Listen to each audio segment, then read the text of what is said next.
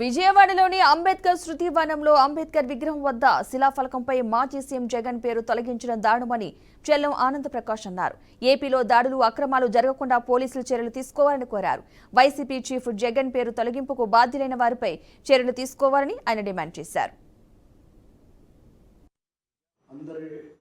భారత రాజ్యాంగ నిర్మాత, ఈ భారతదేశానికి ప్రజాస్వామ్యం పునాది వేసినటువంటి మహామేధావి డాక్టర్ బిఆర్ అంబేద్కర్ విగ్రహం మీద మరి అల్లరి మోకలో దాడి చేయటాన్ని ఎస్సీ కమిషన్ సభ్యుడిగా ఖండిస్తూ, మరి ఎవరైతే అల్లరి మోకలు బాబాసాహెబ్ అంబేద్కర్ విగ్రహం పైకి వెళ్ళి లేకుంటే అందులోకి వెళ్ళి మరి అల్లలు సృష్టించి అందులో ఉన్నటువంటి ప్రజల్ని భయభ్రాంతులకు గురి చేసి మరి బయటికి పంపించి విగ్రహం మీద ఏదైతే దాడి చేశారో ఆ దాడిని మేము తీవ్రంగా ఖండిస్తూ ఉన్నాం. ఈ దేశంలో కానీ రాష్ట్రంలో ప్రజాస్వామ్యం అందరూ కూడా ఖండించాలి.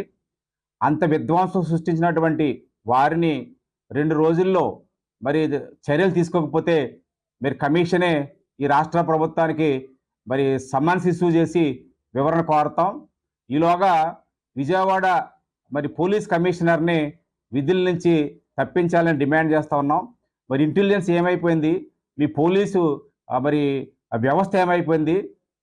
ఇప్పటి వరకు రాష్ట్రంలో అనేక చోట్ల అల్లర్లు చూసాం, కానీ మరి రాజ్యాంగ నిర్మాత బాబాసాహెబ్ అంబేద్కర్ మీద కూడా ఈ అల్లర్ల మోకలు వచ్చి ధ్వంసం చేస్తూ ఉంటుంటే మరి ప్రజలు ఒకసారి ఆలోచన చేయాలి.